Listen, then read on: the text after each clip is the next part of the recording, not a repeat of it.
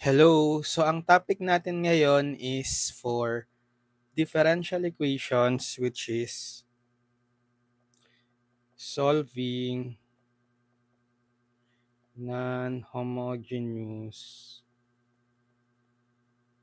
DE with constant coefficients pa rin ito with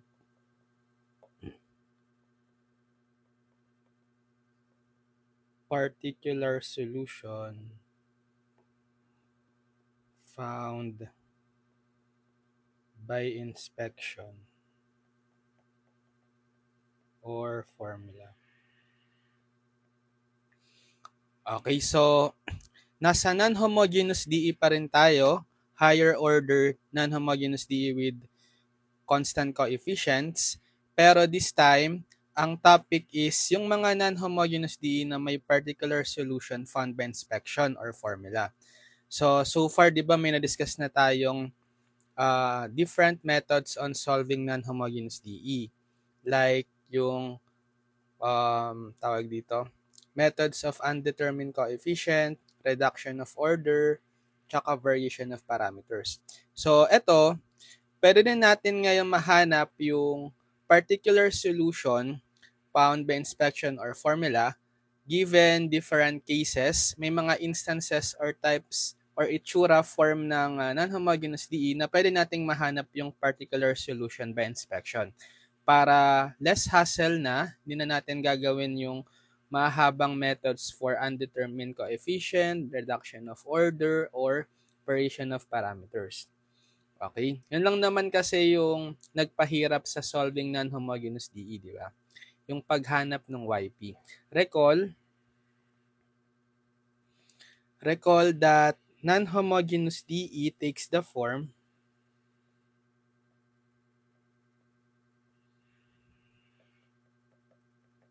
f of dy is equal to r of x. Okay? Yung f of d is function of the differential operator times the dependent variable y equal to non-zero function of x. So, kailangan non-zero para non-homogeneous kasi pag nag-zero yung r of x, homogeneous na siya. And yung general solution palagi ng non-homogeneous DE is given by y equals yc plus yp. So, yung yc, ito yung complementary solution. Tapos yung YP yung particular solution. Etong YC madali lang to hanapin kasi equate nyo lang sa 0 itong f of dy, then solve for the general solution applying yung solving homogeneous DE. Diba? Yung YP, yun yung mga hinahanap natin using different methods. Pero ngayon, by inspection natin na hanapin itong YP. Okay? By inspection, may mga cases tayo na i-consider. So, let's say, sulat ko yung mga cases. Given the DE, B naught d to the n plus P sub 1 d to the n minus 1 plus dot dot dot plus P sub n minus 1 d plus B sub n, y is equal to r of x. Okay? Let's say equation 1 yan. Ito yung form, expanded version ng form ng non-homogeneous DE. Yung coefficient natin dito, B naught, B1, hanggang P sub n minus 1 to B sub n, mga constant lang yan. Constant, okay? Pero generally, pwede yung function of x, okay? Case 1. So, if r of x is constant, let's say r naught, and if B sub n is not equal to 0, then YP is equal to R naught over B sub n. Okay? So, kung yung ano nyo lang daw, yung R of X nyo, dito sa given DE natin is a constant, tapos hindi 0 yung B sub n, ito yung coefficient ng y. Okay? Yung zeroth derivative. Kapag hindi daw siya 0 by inspection or by formula, automatic yung yp mo is di-divide mo lang yung r of x na constant by the b sub n. Di ba madali lang? Kahit inspection nyo na lang, di ba? Next, case B. If r of x is a constant or is constant,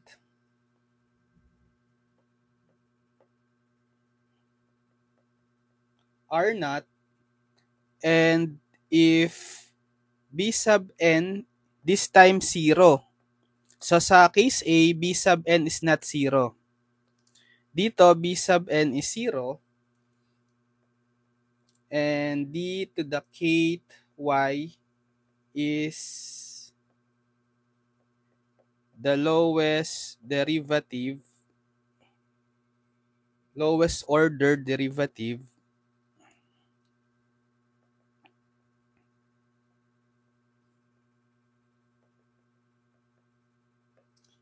then so kung wala daw tayo, kung b sub n daw natin is 0 dito, tapos yung pinakamababang power nung differential operator is k, so pwede nating i-rewrite bale yung 1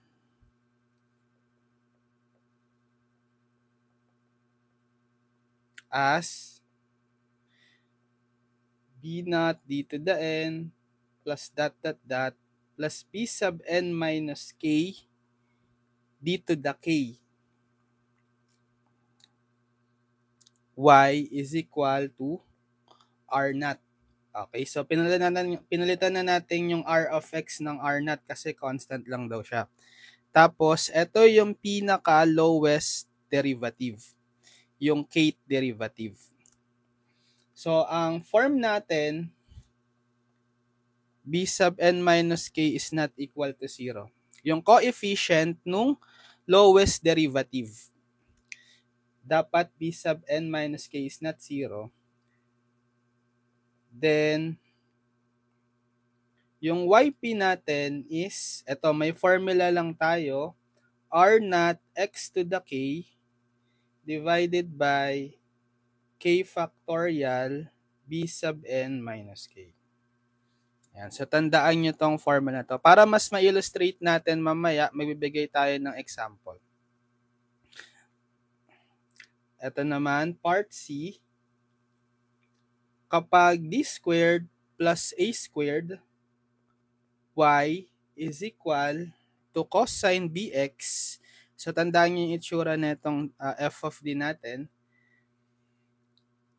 where b is not equal to a. Mga constant tong a and b, guys. Then, y sub p is equal to cosine bx divided by a squared minus b squared. O, tatandaan nyo itong formula na to kapag ganito yung itsura ng DE. Next. Okay. Paano naman kung same form d squared plus a squared times y is equal to cosine bx, and if b is equal to a. So, see the difference ha? Sa C, yung a is not equal to b. Sa D, yung b is equal to a. Then, yung yp natin is x over 2a sine ax. So, formula natin hahanap yung yp na lang. Next. So, what if d squared plus a squared y is equal to sine bx naman? Tapos, b is not equal to a. Then, yp is sine bx over a squared minus b squared. So, tandaan nyo itong formula na to. Then, a, b, c, d, e, f. Paano naman kung same form, d squared plus a squared times y equals sin bx, b ito pero b naman is equal to a. Okay, kanina sa a is not equal to b or b is not equal to a. Pero ngayon sa f, b is equal to a. Then, yung yp natin is given by negative x over 2a cosine bx. Cosine ax pala.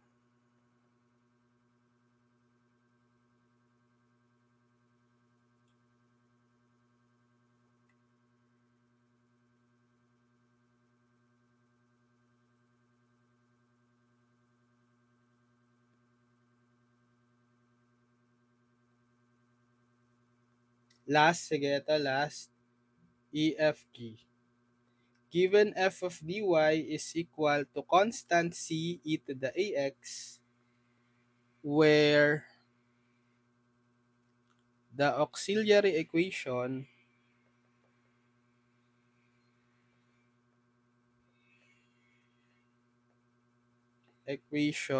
f of m equals 0 does not have a root equal to a, then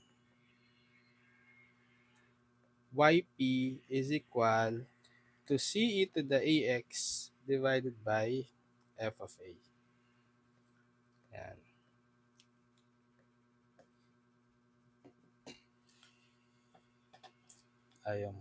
Ayan. Sige, hanggang letter G lang muna tayo. Tapos, pwede rin natin i-apply yung linearity property.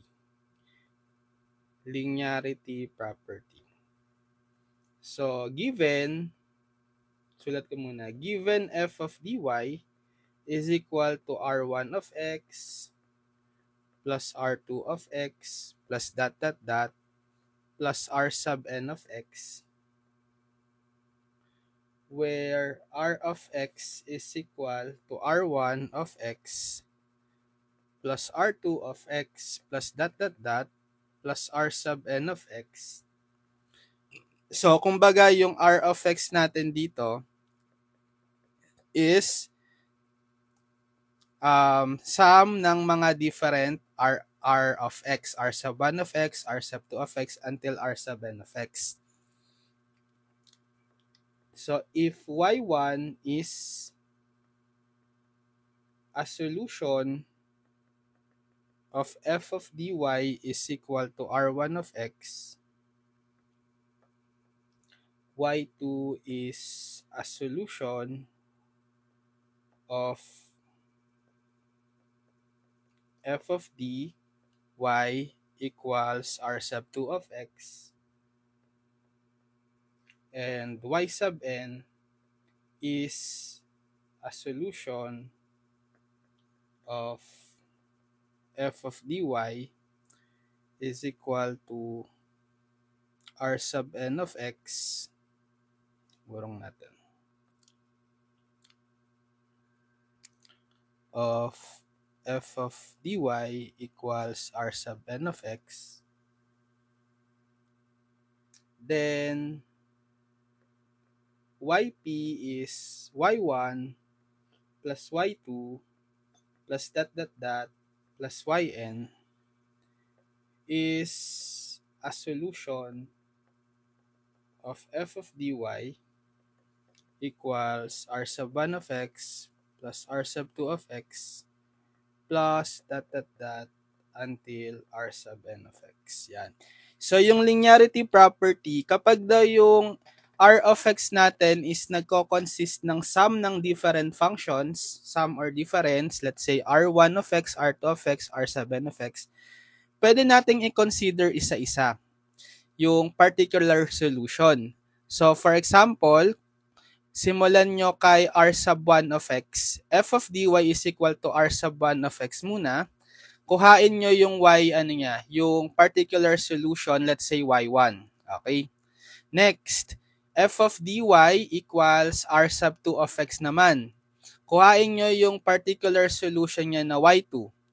And so on hanggang sa pinakadulo, f of dy is equal to r sub n of x. Kuhain nyo yung particular solution na yn. Kapag kinuha nyo yung pinaka-total yp, okay, yan yung sum ng mga y1, y2 until yn. Yung pinag-isa-isa nyong y1, y2, mga particular solution for r1, r2 hanggang rn. Yun yung linearity property. So, pwede nyong isa-isahin yung paghanap ng yp for each r of x, r sub n of x. Okay? Yun. So, useful to especially kapag observation, di ba? Pwede nyong isa-isahin or by inspection or formula yung paghanap ng yp.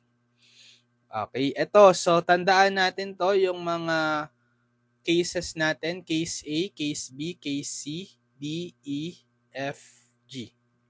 So, sige, para ma-illustrate natin, para mas malinawan kayo kung paano gamitin ito, mag-solve tayo ng examples. So, solve the following differential equations. So, number 1, d squared plus 4y is equal to 12.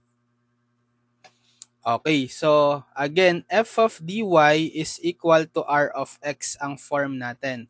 So ito si f of d, si d squared plus 4, tapos ito si r of x. R of x is 12. So general solution,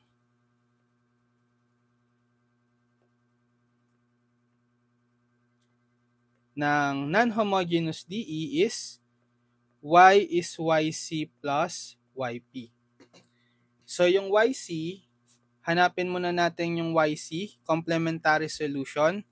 Bale, makukuha natin yan kung i-equate natin tong f of dy sa 0. Diba? Same lang din sa mga tinuro ko sa methods of undetermined coefficient, variation of parameters, and reduction of order. So, hanapin natin yung auxiliary equation or AE. Diba? F of m is equal to 0.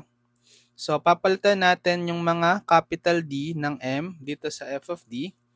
Bale, m squared plus 4 is equal to 0. Yan.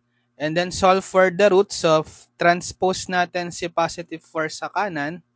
M squared is negative 4. Tapos, get the square root of both sides. So, square root ng m squared, m na siya. Then, meron itong plus minus. So, plus minus is square root ng negative 4. Di ba, pag may negative tayo, magkakaroon ng imaginary. Negative sa loob ng square root. So, that's 2i. So, based dun sa naturo ko sa solving homogeneous DE, paano ang pagsulat ng general solution? So, case 3 ito, di ba? Pag may complex conjugate roots. So, given m, roots ng auxiliary equation, m equal to a plus minus bi. So, dito sa given natin, wala tayong a, di ba? Purely imaginary. Pwede nyo lagyan ng placeholder, 0 plus minus 2i, para pag pinattern natin dito, ang a nyo is 0, tapos ang b natin is yung coefficient ng I, which is 2. So, case 3, ang form ng general solution niyan is laging by pair si cosine and sine with e to the something, right? So, c1 e to the ax cosine bx plus c2 e to the ax sine bx. So, substitute. So, c1 e to the a is 0, x cosine b is 2, x plus c2 e to the a 0x times sine b 2x. Pero itong e to the 0x, mga 1 lang yan, di ba? So, magiging yc is c1 cosine 2x plus c2 sine 2x. Ayan, so may yc na tayo. Problem na lang is yung paghanap kay yp. Pero, by observation na lang to. Kasi yun yung topic natin eh. Anong case kaya ito magfo-fall? Case A, B, C, D, E, F, G. Kasi yung R of X mo is constant. Tapos, meron kang constant term dun sa f of d, which is 4. Diba? By case A, ang gagawin mo lang is i-divide mo lang yung constant na r of x, r naught, by that constant term sa f of d, yung b sub n. So, madali lang mahanap yung yp. Therefore, yp is, so r naught over b sub n, where r naught, yung constant term sa f of d, 4, di ba?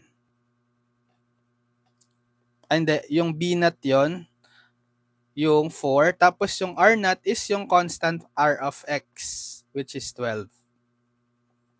So therefore, yp is 12 r naught divided by bn 4, which is y is equal to 3. So gathering together, general solution is y is equal to yc plus yp. So y is, ano si yc? Ito, copy natin, yc. Okay, plus the yp which is yp to. Yp which is 3. So ito yung general solution. Next, number 2. What if d squared plus 9 y is equal to 18? So f of d is equal to, ito diba, yung d squared plus 9, tapos yung r of x is 18. Okay, constant ulit yung r of x. So general solution, y is yc plus yp. For yc, sige, hanapin natin yung general solution ng homogeneous DE. Equate natin tong d squared plus 9y to 0. Okay, get the auxiliary equation. F of m is equal to 0. So, magiging ano yan? M squared plus 9 is 0.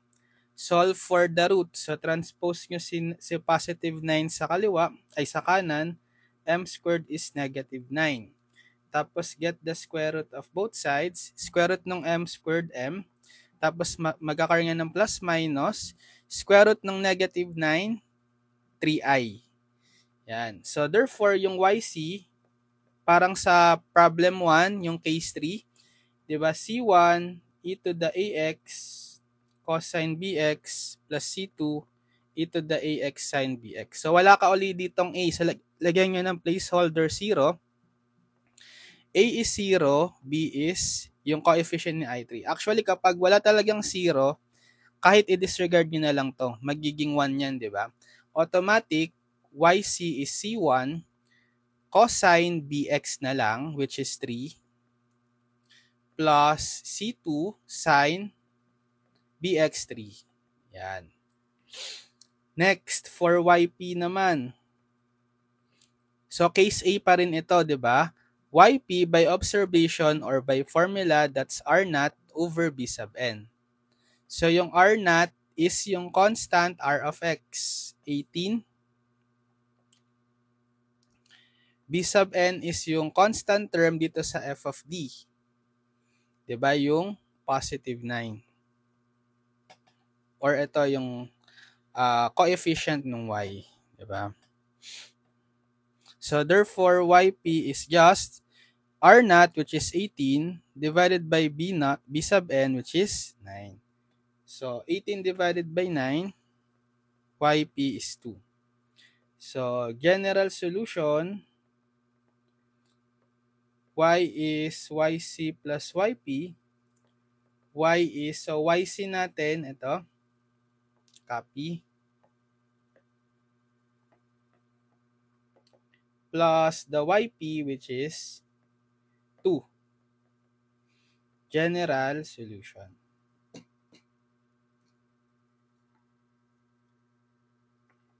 Next, number 3. Okay, for number 3, d squared plus 4d plus 4y is equal to 8.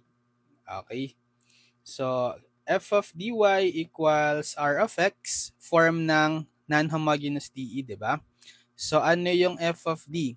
Ito, yung nakatabi kay y na function of differential operator d. D squared plus 4d plus 4.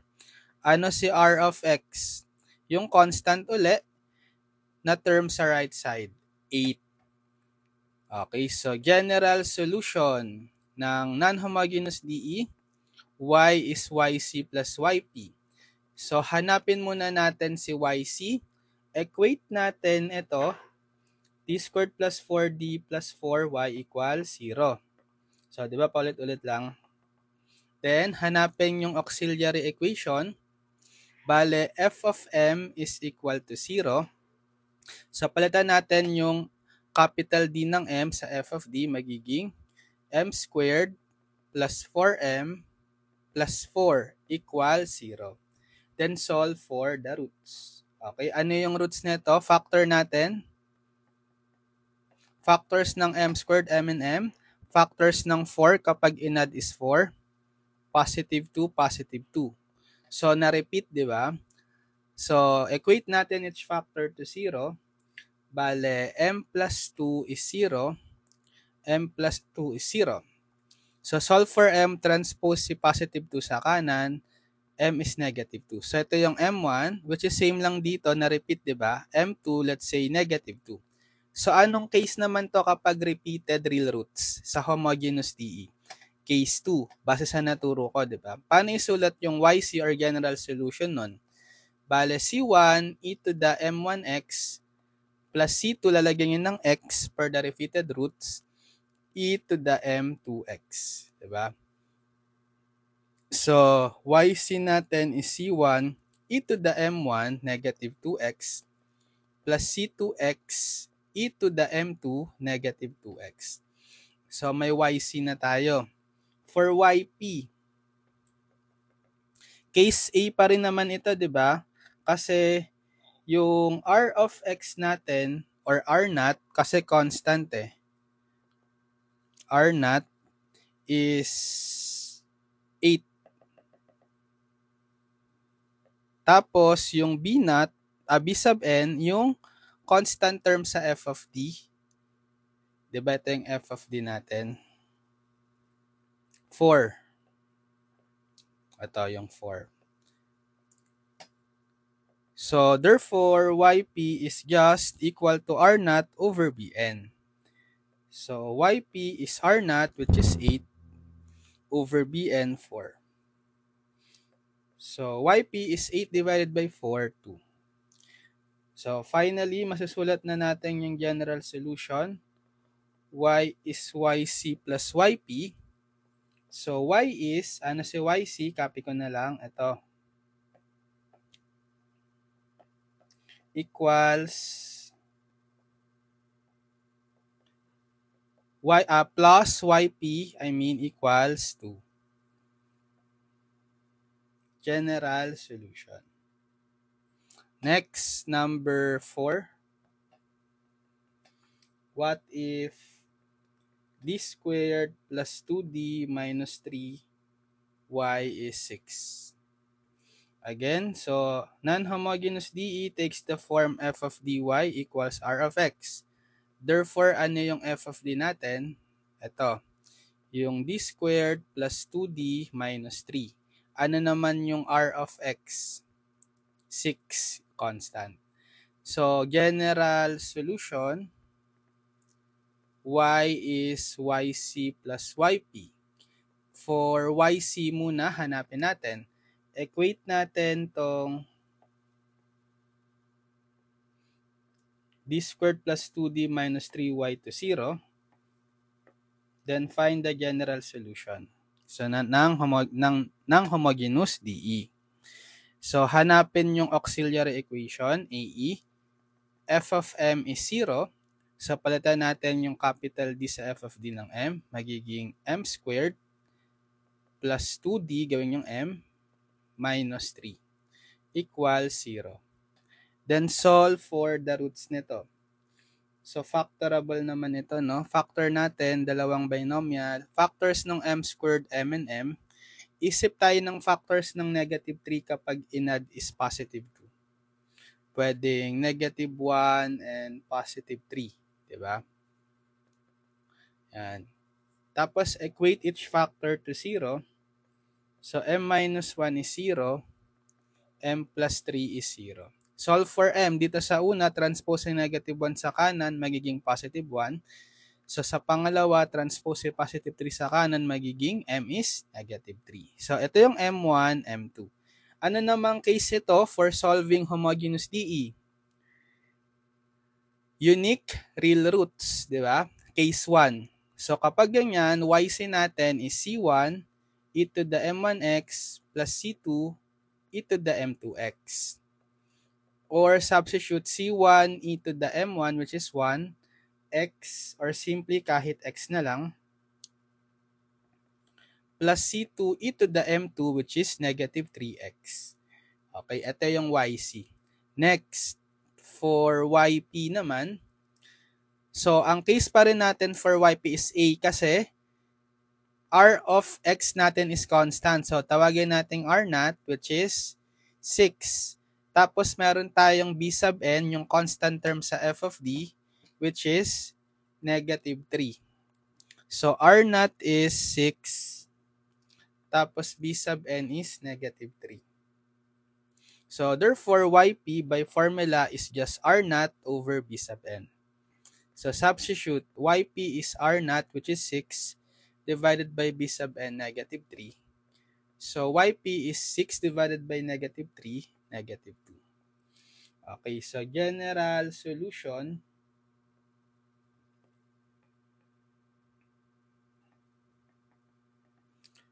Y is YC plus YP. So Y is, ano si YC? Ang YC natin, copy ko, C1 e to the x plus C2 e to the negative 3x. Then plus YP, negative 2, minus 2. So this is the general solution. Okay, next, problem number 5. What if d cubed plus 5d y is equal to 15? So again, non-homogeneous DE takes the form f of dy equals r of x. So therefore, yung f of d natin is ito, d cubed plus 5d. Then yung r of x is ito, 15, constant, di ba? So general solution, y is yc plus yp. Hanapin muna natin si YC. Equate natin tong d squared, d cubed, plus 5dy to 0. Yan. Then, solve for the general solution. So, hahanapin yung auxiliary equation, AE, which is given by f of m is 0. So, palitan na lang natin yung mga capital D ng m sa f of d. Magiging m cubed plus 5m equals 0. Okay, solve natin yung roots. Bale, i-factor out ko muna si m. Common monomial factoring. Magiging m squared plus 5, right? Yan. Then, equate each factor to 0. So, m is equal to 0. Ito na agad yung m1. Na-solve nyo na agad yung first root. Tapos, yung m squared plus 5, equate nyo sa 0. Ito naman, magkakaroon tayo dito ng complex conjugate roots, diba? Sige, solve natin for m. Transpose si 5 sa kanan, magiging m squared is negative 5. Then, get the square root of both sides. Square root ng m squared is m. So, may plus minus ito. Square root ng negative 5. Bale, plus minus, square root ng 5i. So, complex conjugate roots. So, laging in pair, M23 natin is plus minus square root ng 5i. So, pinaghalong case 1, tsaka case 3. So, paano isulat ang general solution? YC is for case 1, diba, C1 e to the, yung root, M1, 0, X. plus, so sa case 2, case 3 naman, itong dalawang roots, lagi yung C2, in pair lagi si cosine and sine. So dahil 0 yung A mo, instead na lalagyan mo pa ng e to the something kasi magiging e to the 0x, kahit wag na, di ba? Cosine na lang agad ng, ito yung B, square root of 5x plus, so C2, again, yung e to the 0x, mawawala na yan, sine square root of 5x. Or, so ito e to the 0x, wala na yan, di ba? 1. So C1 times 1, C1 na lang, plus C2, cosine square root of 5x na lang, plus C3 na pala to, sorry, C3. C3 sine square root of 5x. Ito na yung YC. Okay. Paano naman hanapin ngayon si YP? By inspection or by formula na lang kasi anong napansin natin? 'Di ba constant yung R of x. Okay, pangalanan natin as R0 na lang. 15, tama? Tapos, this time, yung f of d natin is wala siyang constant term. Ibig sabihin, 0 yung b sub n. Diba yung b sub n yung constant term natin kanina? But instead, meron siyang pinaka lowest derivative power nung differential operator, ilan dito the first, right? Invisible exponent is 1. So case ano ito? Case B. Paano yung case B? Ito. Case B.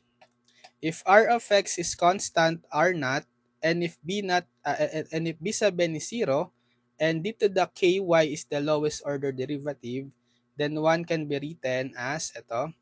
Tapos yung b sub n minus k, siya yung coefficient ng lowest derivative. Diba? So kung kung gagayahin natin itong form natin na to sa case B, copy ko,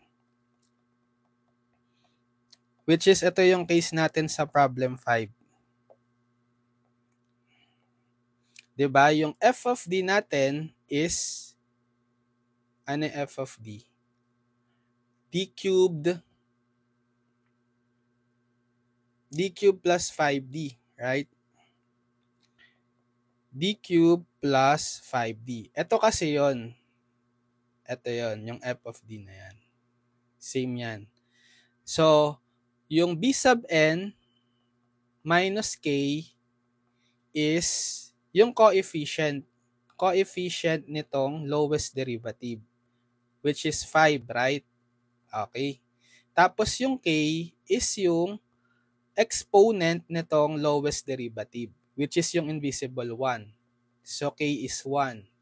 Yan. Yan lang kailangan natin. Tapos yung R of x ay yung R0, which is yung constant term sa right side, 15. Makukuha na natin yung YP as, ito, yung formula.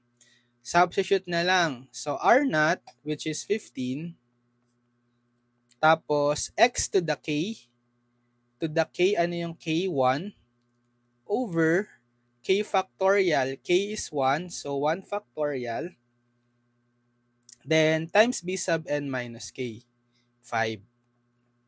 So therefore, YP is 15, x to the first or x na lang, divided by 1 factorial, di ba 1? Kapag sinabi nating n factorial, that's n times n minus 1 times n minus 2, until you reach 1. Halimbawa, 5 factorial, that's 5 times 4 times 3 times 2 times 1. 6 factorial, 6 times 5 times 4 times 3 times 2 times 1. So, yung 1 factorial, 1 ka lang. Hanggang 1 ka lang, diba? Yung last. So, 1 times 5. So, YP is 15 divided by 1 times 5 or 5, 3. 3x. Yan. So, yung YP natin is 3x. So, general solution natin ngayon is y is YC plus YP. So, y is, ano si YC? Ito, copy ko na lang.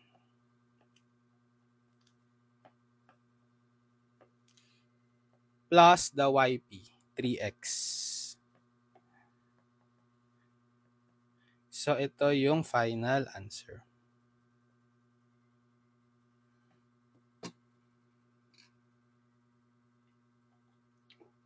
Next, problem number 6.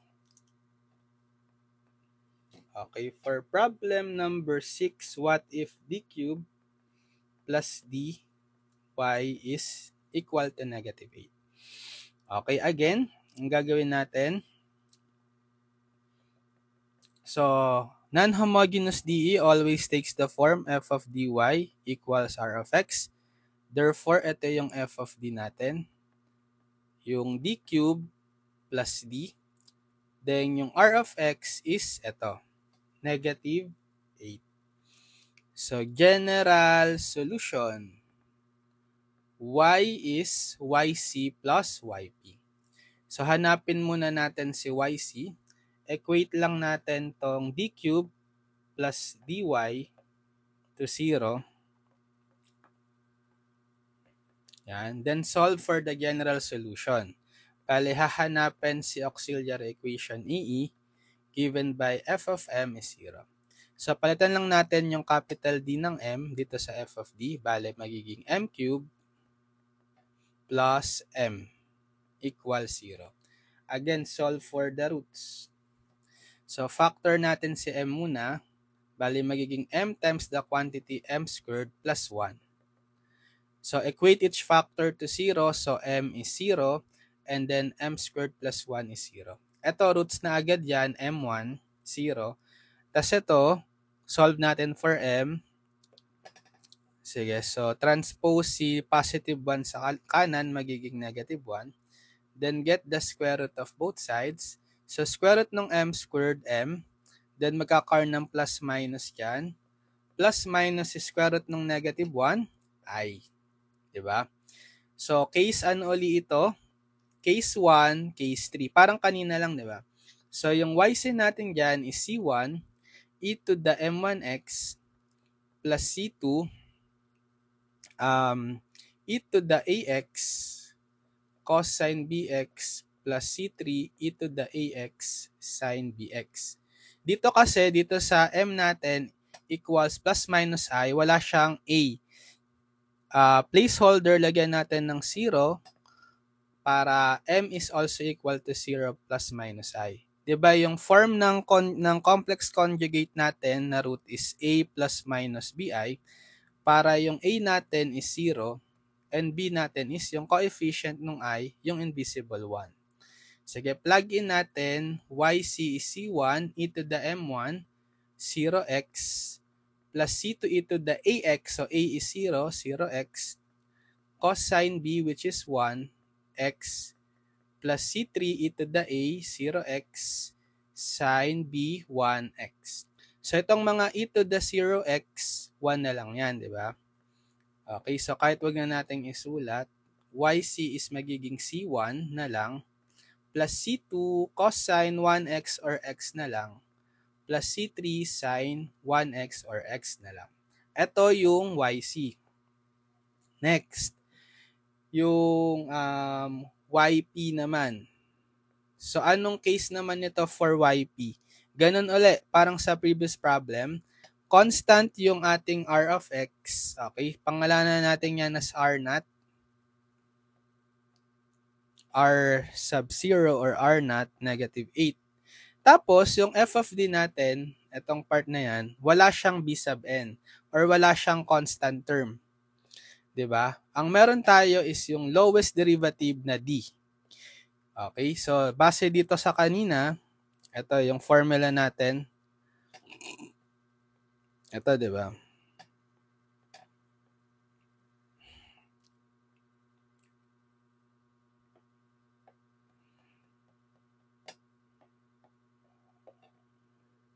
So, yung f of d natin is d cube plus d.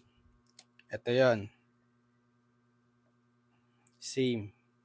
So, ano yung ating b sub n minus k?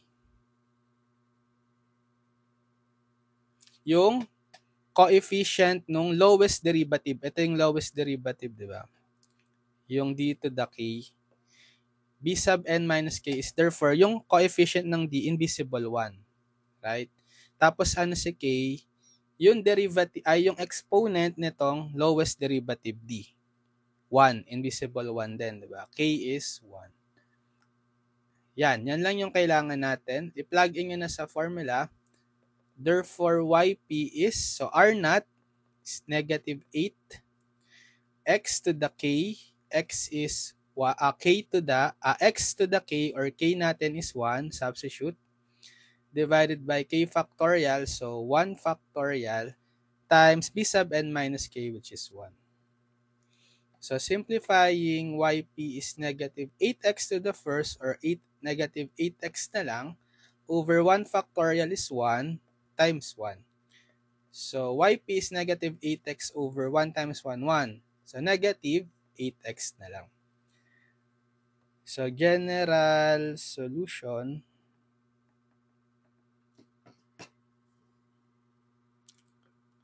y is yc plus yp.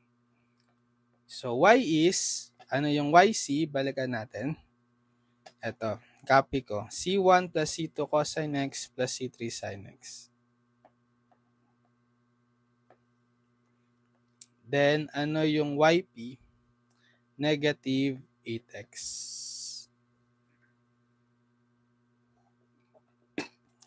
Okay, problem number 6. Next. Problem number 7. What if d to the fourth minus 4d squared y is 24? Okay, so f of d y equals r of x, form ng non-homogeneous DE. So ano yung f of d? Ito, yung d to the fourth minus 4d squared. And ano yung r of x? 24. So general solution, y is yc plus yp. So yung yc natin, hanapin natin. Equate lang natin tong d to the fourth minus 4d squared y to 0. Okay, then find the general solution ng homogeneous DE. So, di ba, hahanapin yung auxiliary equation AE given by f of m is 0. So, palitan lang natin yung mga capital D dito sa f of d ng m. Bale, magiging m to the fourth, then minus 4m squared equals 0. Solve for the roots, di ba? So, factor muna natin yung m squared, common monomial factoring. So, magiging m squared times the quantity m squared minus 4 equals 0. Yan. So, bale ito, dalawang factors ng m yan. So, m times m squared minus 4 is 0. Ito, i-factor natin to. Pwede itong i-factor as difference of two squares, di ba? So, m, okay, isang positive 2 or isang negative 2. Di ba? Equal 0. Difference of two squares factoring. Kasi pwede itong isulat as 2 square yung 4. Tapos, equate each factor to 0. So, m is 0. So, repeated to. 1, 2. Repeated roots, case 2. Tapos ito, m plus 2 is 0. M minus 2 is 0. So, solve for m, transpose positive 2 sa kanan, negative 2. M3 na natin yan. Tapos, dito naman, transpose negative 2 sa kanan, m is positive 2. M4 na natin. So, pinaghalo itong case 2 sa repeated roots na 0, 2, tsaka unique real roots case 1. Okay, so pag sinulat natin yan, yung YC general solution, so C1 e to the M1x plus C2x kasi na-repeat yung 0 roots, e to the m2x. Then plus C3 e to the negative, yung formula muna, m3x plus C4 e to the m4x. Substitute. YC is C1 e to the m1, 0, x plus C2x e to the m2, 0x then, plus C3 e to the m3, negative 2x, plus C4 e to the m4, 2x. Etong mga e to the 0x, 1 lang yan. So, magiging YC is, so C1 na lang, plus C2x na lang, plus C3 e to the negative 2x, plus C4 e to the 2x. Yan, ito yung ating YC. Next, for YP. So, yung YP, case B pa rin to. Kasi 'di ba meron tayong constant na R of X, which is 24. Sige, that's our R naught.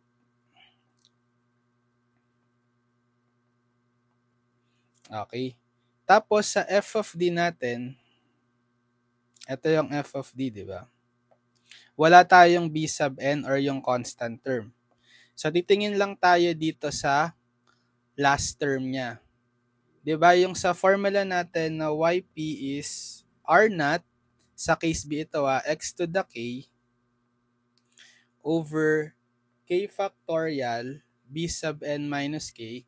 Ano yung k natin?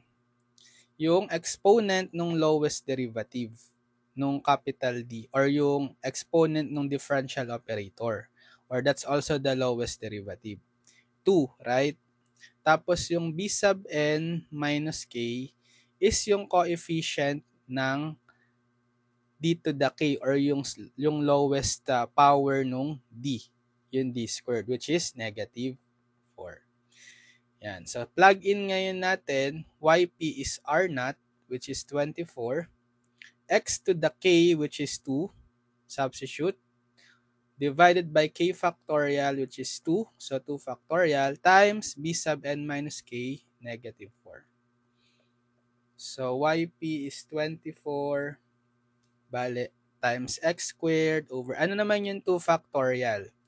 2 times 1, right? Times negative 4. So, yp is 24x squared over 2 times 1 times negative 4, negative 8. So, divide natin, 24 divided by negative 8. Negative 3x squared. So, ito yung yp.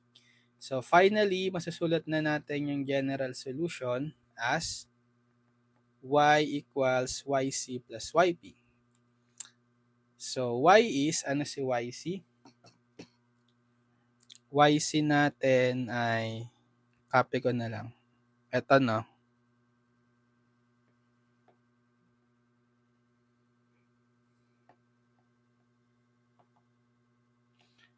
Okay, plus the yp, which is negative 3x squared. Okay, so this is the general solution. Okay, problem number, 7. Next, problem number 8. What if d to the 4th plus d squared y is negative 12? Okay, again, f of dy equals r of x, form ng non-homogeneous DE. So, therefore, ano yung f of d natin? Yung d to the 4th plus d squared. Ano yung r of x? Yung function of x sa right side, which is just the constant, negative 12. So, general solution ng non-homogeneous DE palagi, y is equal to yc plus yp. So, hanapin muna natin si yc. So, for yc, equate lang natin tong d to the 4th plus d squared y to 0. Magiging homogeneous DE siya. Then, solve the general solution. Yan yung yc. So, hanapin yung auxiliary equation or AE. given by f of m is 0. So, palitan natin yung capital D sa f of D ng m. Bale, magiging m to the fourth plus m squared equals 0. Then, solve for the roots. So, factor muna natin tong m squared, common monomial factor. Tapos, magiging times the quantity m squared plus 1. Then, solve for the roots. Ito, pwede itong dalawang m. Okay. Na naka-multiply. Equate each factor to 0. So, m is 0, o 1 root agad yan. Tapos ito, another m is 0, second root. So, repeated. Repeated real roots. Case 2. Tapos ito, m squared plus 1 is 0. So, m squared, solve for m, transpose positive 1 sa kanan, magiging negative 1. Then, get the square root of both sides. So, square root ng m squared, m na siya. Tapos, magkakaroon ng plus minus, square root ng negative 1, plus minus I. Okay, case 3 ito. M is A plus minus BI form. Complex conjugate root. So, pwede nyo lagyan ng placeholder 0 plus minus I para yung A natin is 0 and yung B natin is 1. Coefficient ng I. So, para isulat yung YC, we have case 2, repeated real roots. So, C1 e to the M1x plus C2x e to the M2x. Diba? Tapos, para sa case 3 naman, complex conjugate roots. So, C3 na tayo, e to the AX cosine BX plus C4 e to the AX sine BX. So, substitute natin.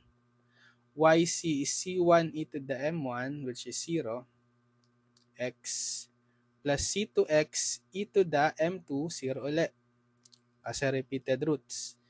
Plus C3 e to the A0, x cosine B1, x plus C4 e to the A0x sine B1x.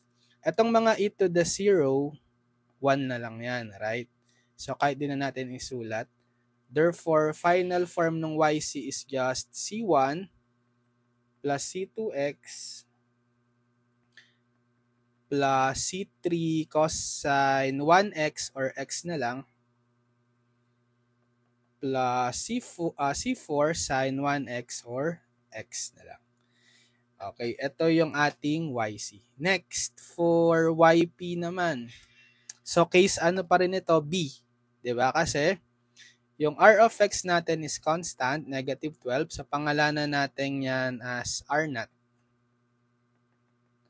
Tapos, yung f of d natin, wala siyang constant term. Pero meron siyang lowest derivative na d squared. So, ito yung f of d copy. Yan, delete ko na to. So, sa formula natin na YP, case B, diba? R0, x to the k, over k factorial, b sub n minus k. Ano yung k? Yung exponent ng lowest derivative or yung exponent ng differential operator, which is 2. Ano yung b sub n minus k? Yung coefficient ng lowest power nung differential operator, which is 1, diba? Invisible 1. Yan. So, pwede na nating i-plug in sa YP formula R0, which is negative 12, times x to the k, 2, divided by k factorial, 2 factorial times b sub n minus k, 1. So, YP is negative 12, x squared over 2 factorial is 2 times 1, right? Times 1. So, YP is negative 12x squared divided by 2 times 1 times 1, 2 pa rin.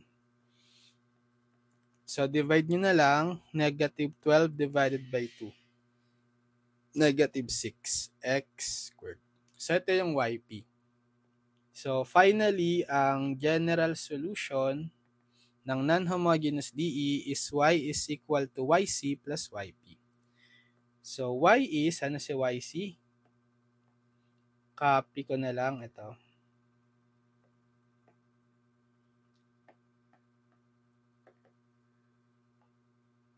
Plus the yp, which is negative 6x squared. And so, this is the general solution. Ulong natin.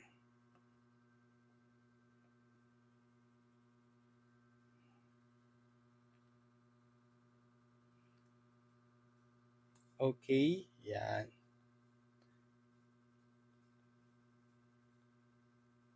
So, naka-solve ngayon tayo ng ilan? 8 problems. Okay, sige, tuloy na lang natin. Let's have part 2 for this topic na solving non-homogeneous DE with particular solution found by inspection. So, follow nyo lang ako dito sa ating account para manonotify pag may next video tutorial tayo sa susunod. And subscribe din kayo sa ating channel, YouTube channel, Engineered Math. Lilink ko na lang sa description yung mga past video tutorials natin para mapanood nyo, tsaka yung pinaka-playlist ng differential equations para mapanood nyo lahat ng video tutorials natin simula sa unang lesson for DE hanggang sa last lesson. Para meron kayong video tutorials, playlist guide from our YouTube channel para sa buong subject na DE.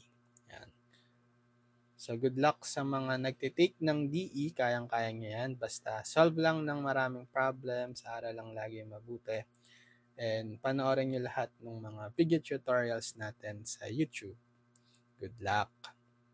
Sige, so see you on my next video tutorial. God bless everyone. Bye-bye.